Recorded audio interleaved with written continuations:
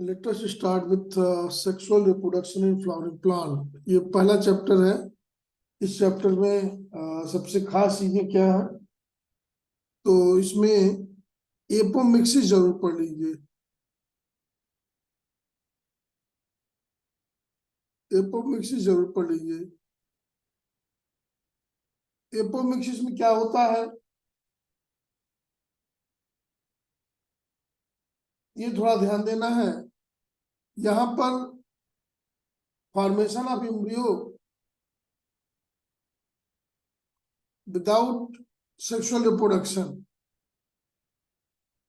Embryo formation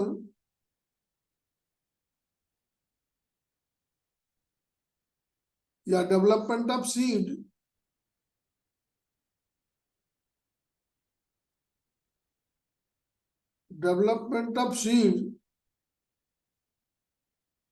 कैसे? Without sexual reproduction, without pollination,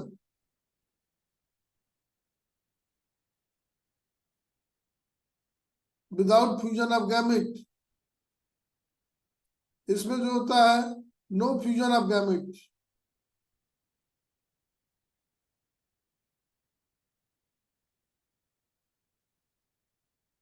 तो no fusion of gamete होगा, तो ये इंपॉर्टेंट क्यों है? बेटर वैरायटी में अगर कोई वैरायटी बेटर है,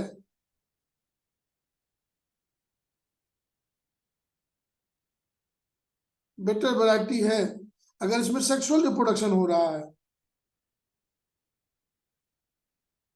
तो क्या होगा? सेक्सुअल रिप्रोडक्शन से अनवांटेड कैरेक्टर मिल जाएंगे इसमें।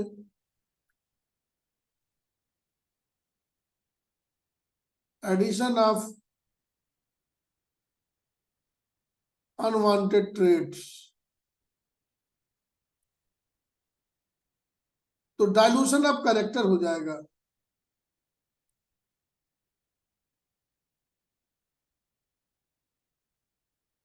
डाइल्यूशन ऑफ कैरेक्टर होगा, कैरेक्टर डाइल्यूट हो जाएंगे,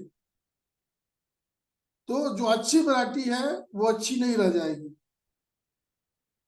तो किसान को नुकसान होगा। Farmer has to purchase that seed after every 2 or 3 generation. तो ये फार्मर्स पर एक लोड पड़ेगा, फार्मर पर एक लोड पड़ेगा।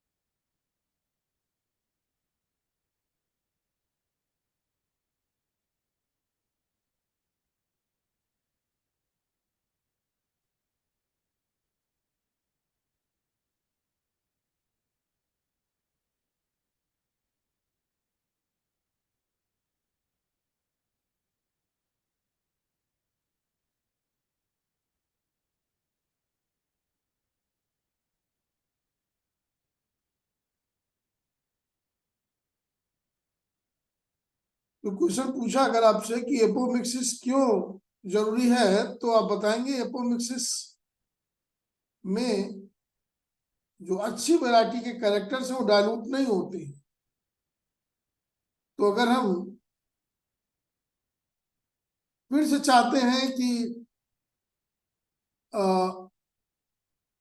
कोई सीड है, अच्छी वैरायटी का सीड है, it is purchase by the farmer, if apomixis will occur, then embryo will develop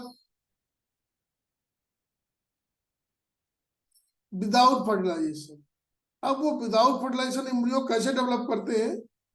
ये एम्ब्रियो सैक है, ये एक्सेल है, ये सिनर्जिड्स है, ये एंटीपोडल है, ये सेकेंडरी न्यूक्लियस है, ये न्यूक्लियस है। तो न्यूक्लियस के सेल भी कभी मल्टीप्लाई करके एम्ब्रियो बना देते हैं, कभी कभी एंटीपोडल सेल एम्ब्रियो बना देता है, एंटीपोडल एम्ब्रियो, एंटीपोडल एम्ब्रियो। ये न्यूक्लियर एम्ब्रियो,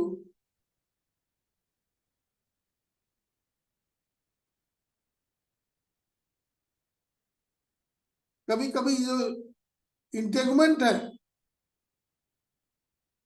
इंटेगमेंट भी कभी कभी मल्टीप्लाई करके एम्ब्रियो बना लेता है, तो इंटेगमेंट्री एम्ब्रियो बन जाएगा।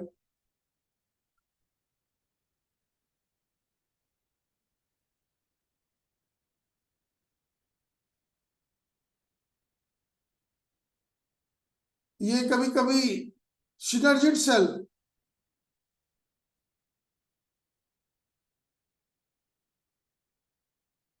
they may take part in formation of embryo. Such embryo will be true copy of parent.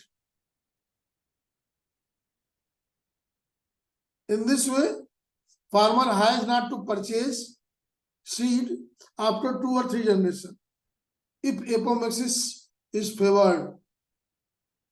तो एपोमिक्सिस, इसको हम पॉलीएम्ब्रियोनी से भी थोड़ा सा देखें, कंपेयर करें। पॉलीएम्ब्रियोनी क्या है? Development of more than one embryo inside embryo sac. Embryo sac में इंटेगमेंट्री में एम्ब्रियो डेवलप कर रहा है, न्यूक्लियर कर रहा है, एंटीपोडल कर रहा है, सिनर्जिड कर रही है, तो ये पॉलीएम्ब्रियोनी हो गया। और इनमें से कोई एक एम्ब्रियो वायबल हो तो ये एपोमिक्सिस को प्रमोट करता है, और अगर एपोमिक्सिस प्रमोट हो गई तो किसान को सीड नहीं खरीदना पड़ेगा। ये एपोमिक्सिस का इंपॉर्टेंस है, क्योंकि अगर एपोमिक्सिस ना हो, अच्छी वैरायटी का सीड अगर किसान खरीदे तो उस सीड को कुछ जनरेशन बाद उसके कैरेक्टर डाइल्यूट हो जाएंगे। ये एक देखना है बड़े ध्यान से।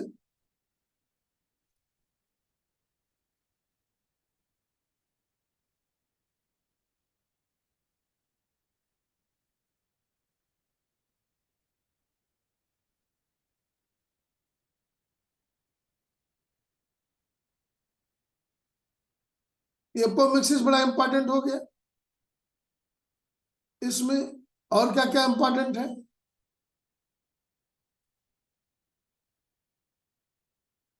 इसमें और इंपॉर्टेंट है, आपसे कभी कोई पूछता है एल्ब्यूमिनस सीड और नॉन एल्ब्यूमिनस सीड। एल्ब्यूमिनस और non albuminous,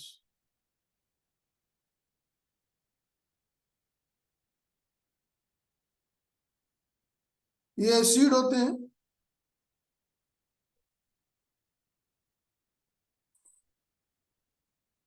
non albuminous seed का मतलब जिसमें एंडोस्पर्म ना हो, एंडोस्पर्म absent, तब reserve food will be stored in cotyledon. Cotyledon store food.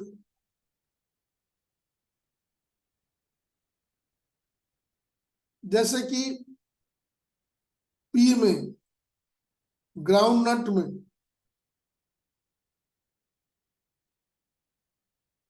इसमें जो एम्ब्रियो के लिए रिजर्व फूड है that is stored in cotyledon.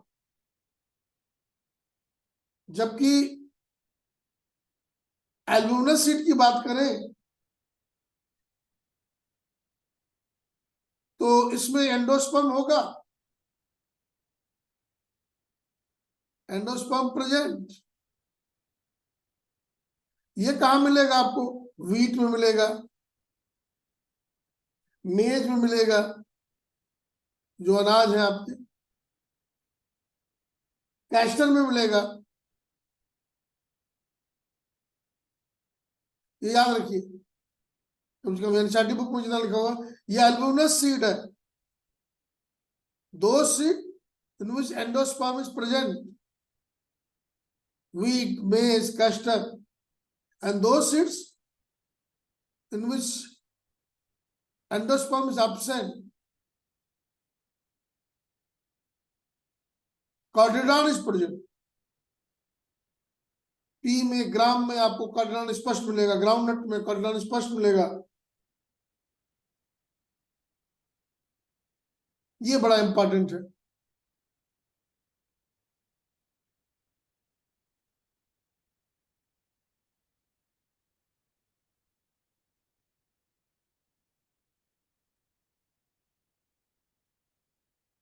फिर एक तो ये बड़ा इंपॉर्टेंट हो गया।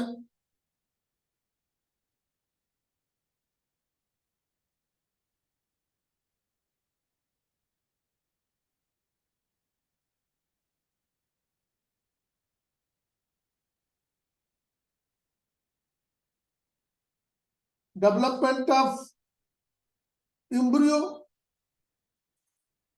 ये भी बड़ा इंपॉर्टेंट है। मोनोकाट एम्ब्रियो, ये भी बड़ा पूछता है। एम्ब्रियो ऑफ ग्रास,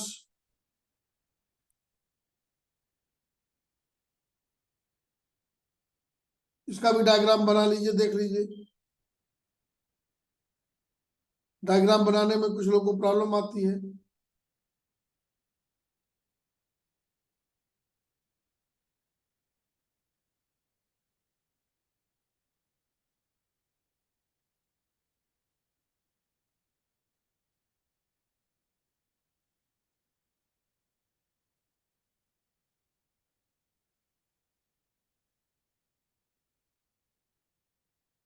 ये कोलेप्टाइल है,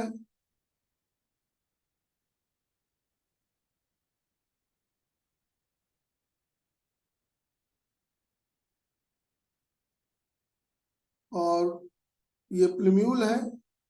प्लूम्यूल को कवर करने वाले को कोलेप्टाइल कहते हैं।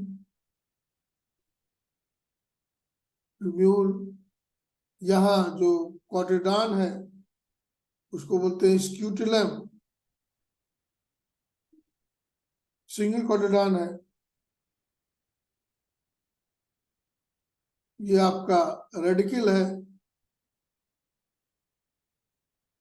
और रेडिकल को कवर करने वाले को कोलियोराजा बोलते हैं। कोलियोराइजा, बहुत टेढ़ा नहीं, बस सिंपल ऐसे डायग्राम बनाएंगे। ये कोलियोराइजा है,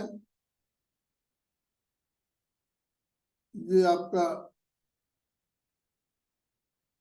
कोलियोप्टाइल है। कोलियोप्टाइल, कोलियोप्टाइल ग्रीन कलर का होगा, प्लूम्यूल को कवर करेगा। कोलियोराइजा व्हाइट कलर का होगा, ये रेडिकल को कवर करेगा।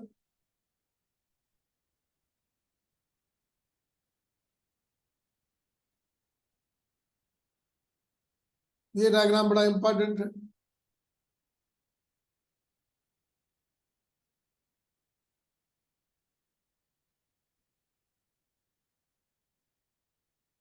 आउटबुटिंग डिवाइसेस पढ़ लीजिएगा। इंपॉर्टेंट टॉपिक के नाम बताते हैं, एक बार आप दोहरा लीजिएगा।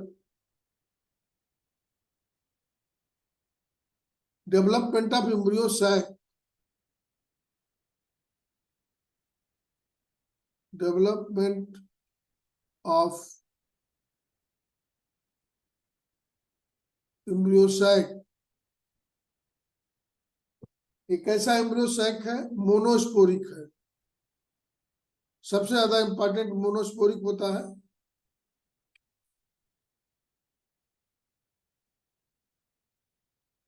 ये आपका न्यूक्लियस है, ये इंटेगमेंट है। न्यूक्लियस की एक सेल बड़ी होगी, इनलार्ज होगी, वो मेगास्पोर मदर सेल के रूप में काम करेगी। मेगास्पोर मदर सेल, इसमें रिडक्शन डिवीजन होगा, मियोटिक डिवीजन होगा। मियोटिक डिवीजन होगा, ये 1 2 3 4 टेट्राड में बदल जाएगा, जिसको हम मेगास्पोर टेट्राड्स बोलेंगे।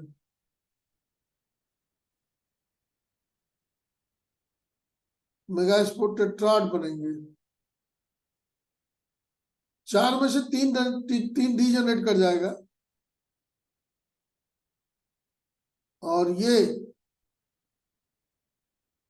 एक माइक्रोपाइस से दूर एक है, ये जो है फंक्शनल मेगास्पोर बनाएगा।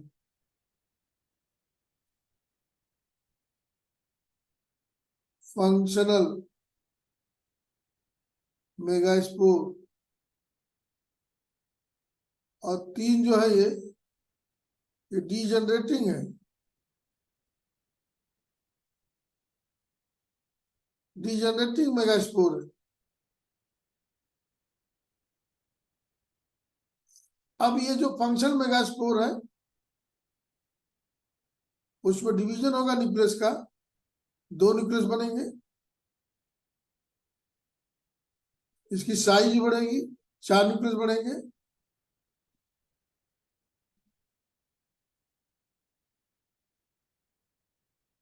आठ न्यूक्लियस बन जाएंगे, साइज और बड़ा होगा, वैक्यूल बनेंगे। 3 न्यूक्लियस एक तरफ, 3 न्यूक्लियस एक तरफ, 2 बीच में हो जाएंगे। इसके बाद इन तीनों न्यूक्लियस से यहां पर एंटीपोडल बनेगा,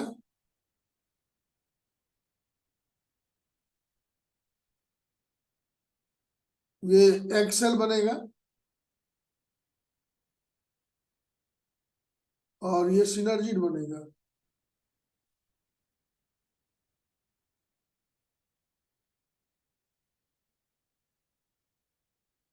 ये पोलर न्यूक्लियाई है,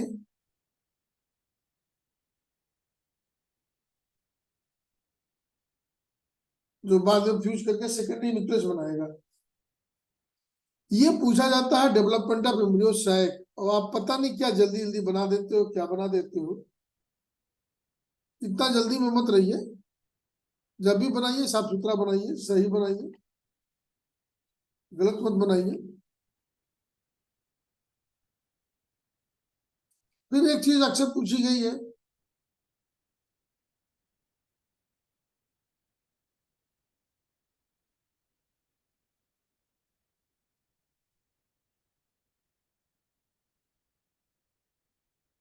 डेवलपमेंट ऑफ एम्ब्रियो भी पूछा गया है।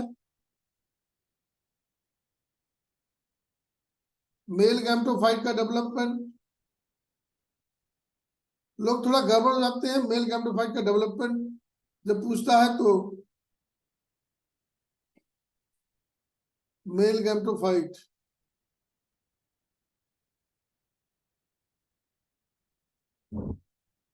मेल गैमेटोफाइट होता क्या है पहले ये जानना चाहिए, तब आप डेवलपमेंट जान पाएंगे। मेल गैमेटोफाइट का मतलब पॉलन ग्रेन। पॉलन ग्रेन, तो पॉलन ग्रेन में क्या डेवलपमेंट होगा आप पूछोगे। तो मेल गैमेटोफाइट ये है, इसमें भीतर की ओर इंटाइन है, एक पेक्टिन की बनी हुई लेयर, इंटाइन।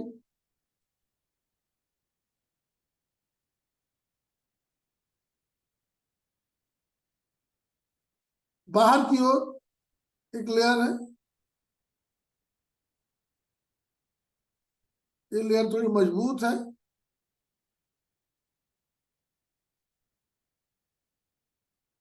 ये लेयर एक्साइन है। इंटाइन एक्साइन, यह दो लेयर है, बीच में न्यूक्लियस है। अब इसका साइज बढ़ेगा तो यहाँ वैक्यूल डेवलप, ये वैक्यूल क्या करेंगे, न्यूक्लियस को वन साइड पुश कर देंगे। ध्यान दीजिएगा, न्यूक्लियस अब वन साइड चला गया और यही एसिमेट्रिकल डिवीजन होगा, न्यूक्लियस दो भागों में बटेगा। एक छोटा वाला जनरेटिव न्यूक्लियस बनेगा, सेल बनेगा, जनरेटिव सेल, और बड़ा वाला vegetative cell.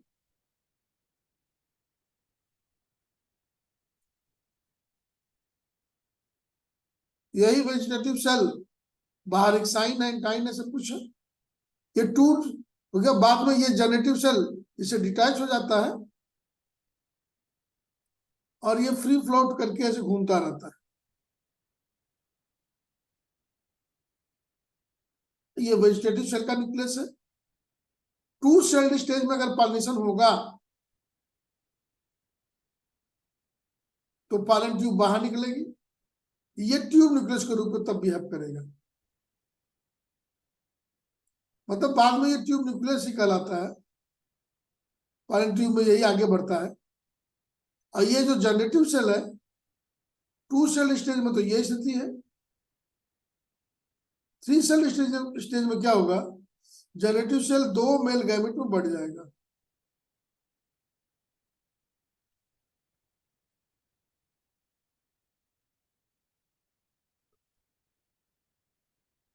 To male gamete में बढ़ जाएगा। ये ट्यूब न्यूक्लियस है, इंटाइन है, बाहर एक साइन होगा।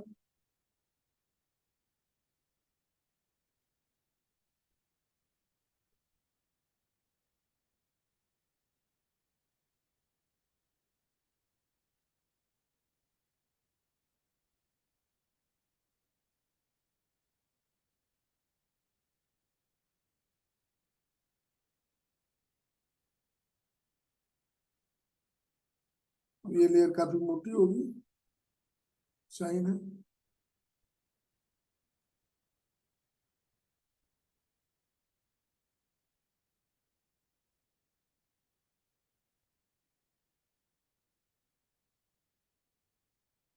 अब टू सेल स्टेज में पॉलीगन सेट करता है तो यहां से ये जो इंटाइन है, ये इंटाइन बाहर निकलेगी, मतलब ये जर्मपोर है, ये दूसरा जर्मपोर है, ये जर्मपोर है, ये इंटाइन है, इंटाइन इसमें से बाहर निकलेगी ऐसे, उसमें ट्यूब न्यूक्लियस होगा, उसके बाद में दो मेल गैमेट होंगे। ये डेवलपमेंट ऑफ मेल गैमेटोफाइट है, बहुत आसान है, समझे इसको दो तीन बार डायग्राम बना करके, बहुत आसान। टैपेटम सेल का क्या रोल है, ये पूछ सकता है। टैपेटम सेल क्या बनाती है, क्या क्या इनका रोल है, ये थोड़ा सा ध्यान में रखिए।